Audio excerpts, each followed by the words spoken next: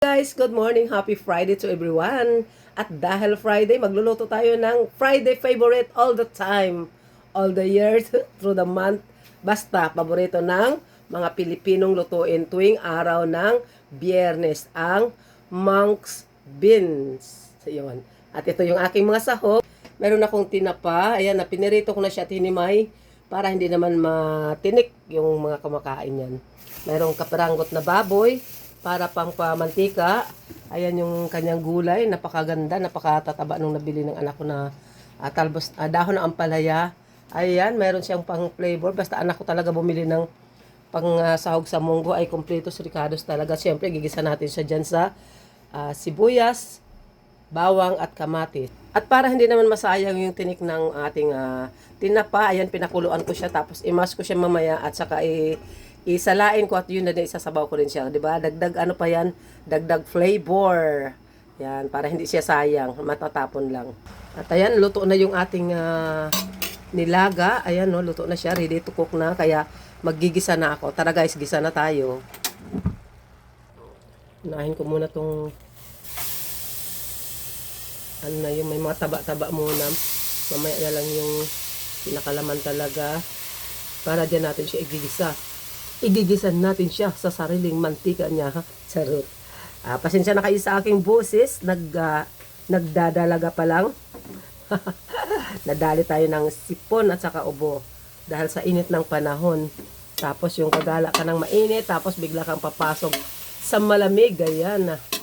Hindi na kinakaya ng power ng inyong lola. Kaya ayan, antayin lang natin yan guys. At ayan, dahil na kuha na natin yung desired natin dami ng mantika na pwede natin igisa dito sa ating panggisa. Umpisa na natin sa bawang.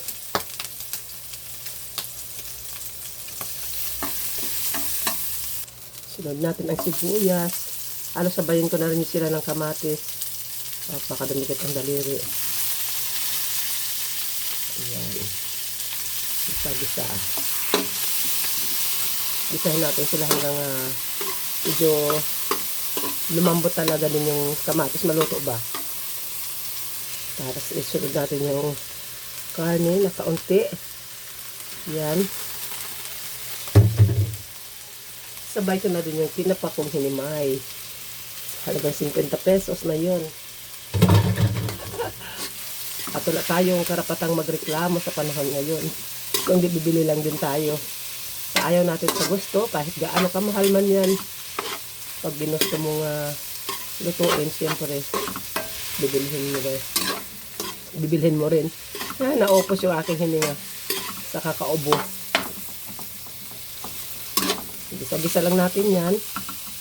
At isabaw na natin yung ating pinakuloang tinik ng tinapa, yung kanyang ulo at saka mga tinik. Ayan lang, yan. Dinurog-durog ko na rin siya kanina para lumabas talaga yung kanyang katas. At ayan hayaan na muna natin siyang maluto. Yung karne kasi taluto na yung ating munggo. Palutuin na lang natin yung ating karne at saka ilagay natin yung munggo dyan. Okay. Siguro mga 5 minutes lang naman yan. At ayan na guys, luto na yung ating kaunting pork. Kaunting kaperanggot lang. Ilagay na natin yung ating mung beans. Para ilagay na rin natin yung ating mga ibang gulay. Ayan.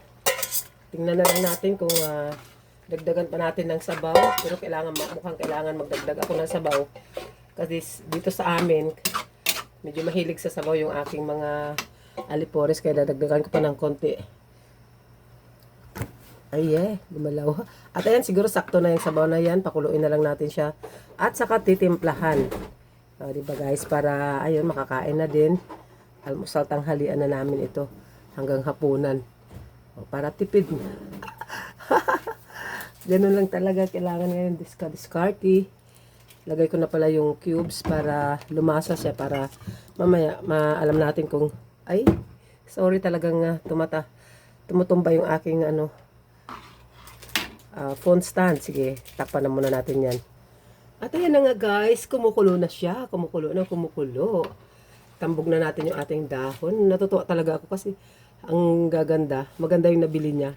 Sa bagay, maaga pa kasi kaya Madami pang pagpipilian.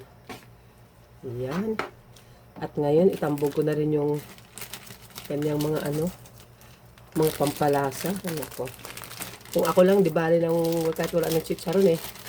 Pero sila, gusto nila yan. At saka nandyan na, di, sama na natin. Yan. Malaki sa okay. Saka na natin mamaya timplahan yung kanyang alat. Kasi itong chicharon maalat to eh. Hayaan muna natin na ma-absorb ng sabaw yung kanyang alat. Kasi mamaya timplahan natin agad. Baka umalat naman siya, which bad to our health. Diba? Oh, diba? Wow. At ayun lang guys. Sa pagtikim naman yan, sila na bahala. Kasi baka wala akong masyadong panlasa. Gawa nga ng may ako. At ayun lang guys. Maraming salamat po. Mag-ingat po kayo palagi. God bless us all and Jesus loves you. And I love you too.